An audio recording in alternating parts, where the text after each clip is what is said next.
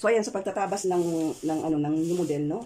Sa pagtatabas ng bodysuit, kailangan natin kapag ang 85% ng bust, waist, and hips ang gagawin natin sa sukat. Ang sukat ay ang example ay 86 cm yung bust niya. So i-divide mo, i-times mo sa 0.85 or 85%, hindi magiging 73 cm na lang yun. So yun yung bawas mo kapag ka-stretch o bodysuit ang gagawin, ang iyong tatabasin, no? Ang iyong gagawing pattern para sa bodysuit. Kapag sa kuan naman, sa shoulder with front width at saka ang yung paikot mula sa balikat hanggang dito sa pundiyo ay lang 95%. So kung sa kuan ay ang 3/4 lang ang babawas mo diyan sa mga yan, pero sa likod ang back length niya at side seam niya wala kang babawasin doon ng likod na pattern. Wala kang babawasin dyan sa kanyang back length at saka yung sa side seam dito sa may kilikili. So ayan. Ay everyone, good morning. Dito man Tita Nora. So ang ating susunod ngayon ay ating gagawing haltered na kwan na bodysuit. So i-trace natin itong likod. Ikatin natin. Ayan.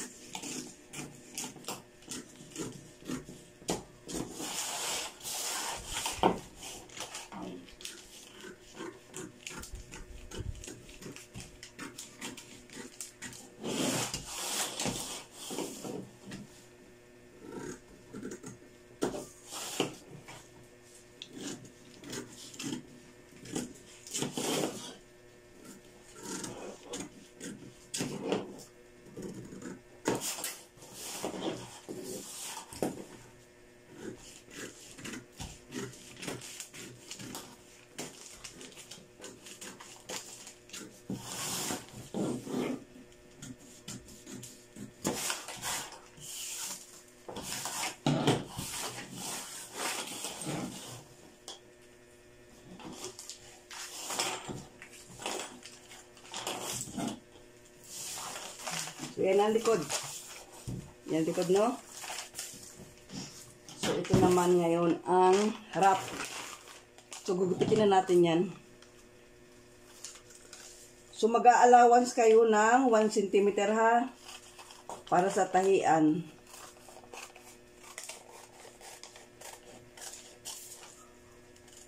Ayan. Diba?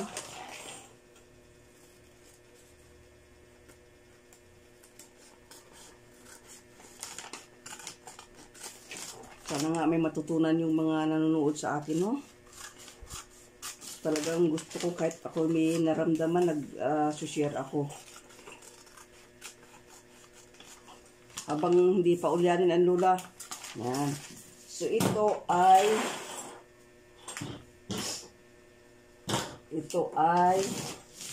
front.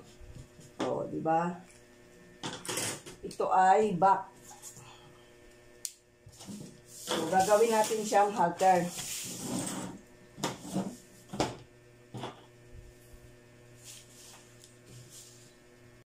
So, ayan. No? Paano natin gagawin na halter, no? Kunin natin sentro ng balikat. So, yan ang sentro ng balikat. Sukat tayo ng 3/4. 3/4 para 1.5 yung kanyang, balikat, no? So, dito naman, tataas tayo ng 1 inch. Mula dito sa bust line. Tapos, sukat tayo ng 3 inches. Yan, 3 inches. Yan.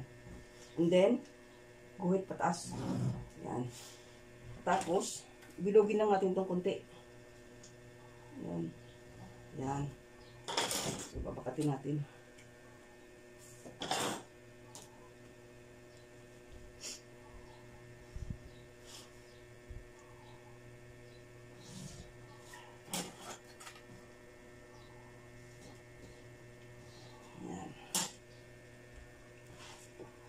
Tapos dito, lapad 1.5 ang lapad niyan. So, gaganyan na lang. Yan.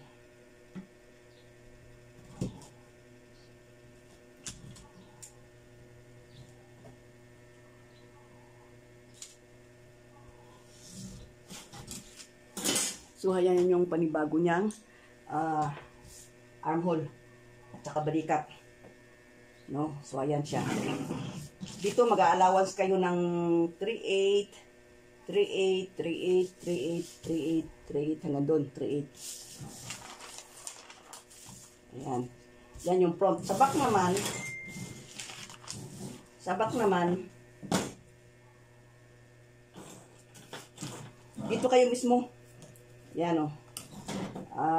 Baba kayo ng ano, or dito kayo mismo sa kanyang bus line. So, kailangan mas malalim ang likod kaysa harap. No? So, sukat kayo ng 3 inches. Yan, 3 inches. Tapos, hatiin nyo yung balikat. Hatiin yung balikat. Yan.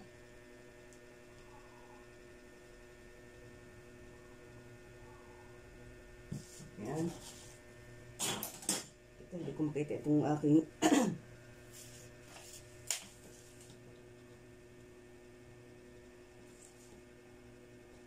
yan.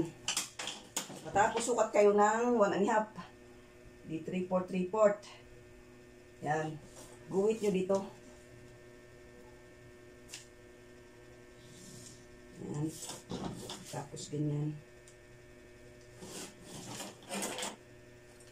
Ito dito kayo mismo sa bus line. Yan na yung inyong yan. Yan siya.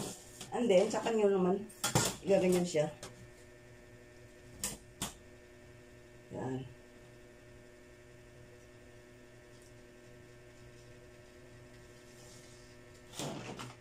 So, halter na siya, no? Usay na siya. So, una muna, i-trace nyo muna yan dyan. Tapos nyo sa ibang papel, and then paghiwalay nyo siya, bago nyo siya gawin na halter. So, ganyan ang paggawa ng halter, no? Kung halimbawa, gusto nyo mas malaki pa, yan, malaki. Itong unang ginawa ko kanina, basic yun. Ito naman sa new model, no? Na maliit lang siya, ang balikat, katapos ang square round yung kanyang ang kanyang liig. So, ayan. Front, back. So, ayan yung kukunin mong gitna para mag 3/4 ka. Sa likod, hati uli. Tapos ito yung 3/4, 1.5. Dito naman 3 inches. So, guhitan natin 3 inches muna doon. Ayan. Sa baywang yan ha, sa baywang. Hindi yan siya sa bus, baywang. Ito yung likod ha.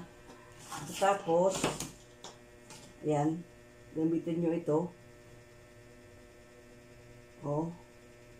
1.5. 1.5. And then, doon sa 1.5, saka kayong magganyan, no?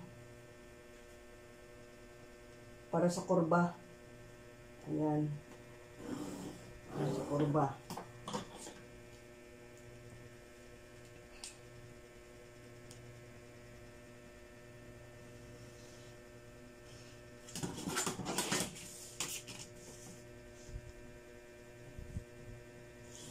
Ayan.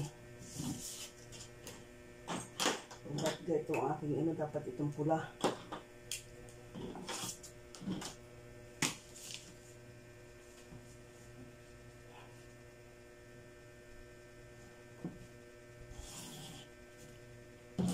Ayan.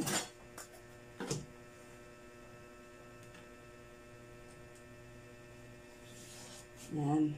And then doon,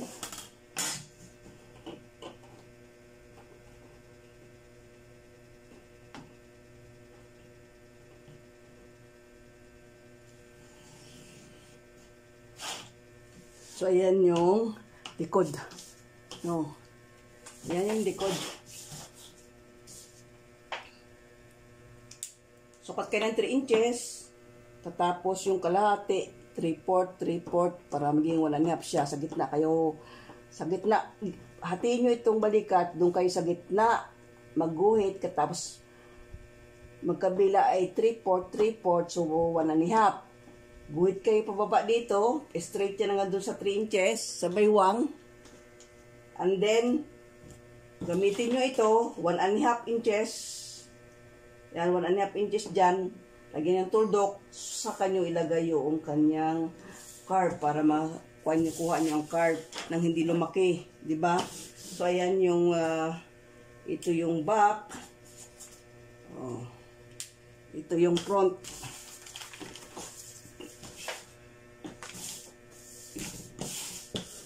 Yung front.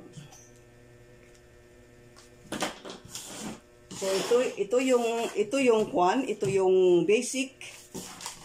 Yan yung basic yan.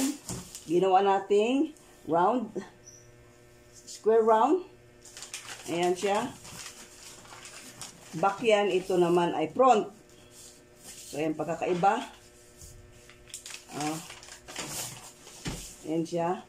And then ito namang isa, ganun din, ang formula, kaya lang, dito sa baywang, 3 inches din, guhit mula doon pa ganyan, tapos 1.5 yan, para yung kurba, yun, and then dito naman sa harap naman, dito sa bus line ka, yan, bus line, mula dyan, sa bus line ka magpaikot, no? So, ayan. So, sana may natutunan kayo sa aking mga sinishare sa inyo. So, ito talaga ay ang pagkuha ng basic ng bodysuit ay almost 85% yung waist, bust niya, saka hips. Pero pagkadating sa shoulder, katapos sa front width at saka sa girth measurement ay 3/4 ang alisin nyo. So almost 95% ang kukunin mo, babawas mo kapag stretch ang tela. So ganyan ang paggagawa ng ano. Ngayon itong susunod ko na magagawin ay para sa bata naman, ito ay para sa adult. Itong aking ginawa na ito.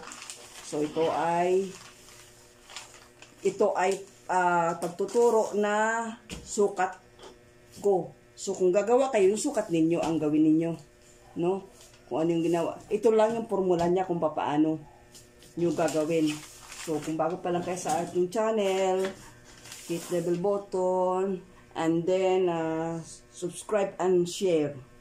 So yun lang inihiling ko sa iyo, i-share nyo para meron din makaalam sa mga tinuturo ko na Tagalog, dahil mostly talaga mga iba-ibang salita. So Tagalog ito tinuturo para sa ating mga kapwa Pilipino. So hanggang dito na lang. God bless everyone. Have a good day.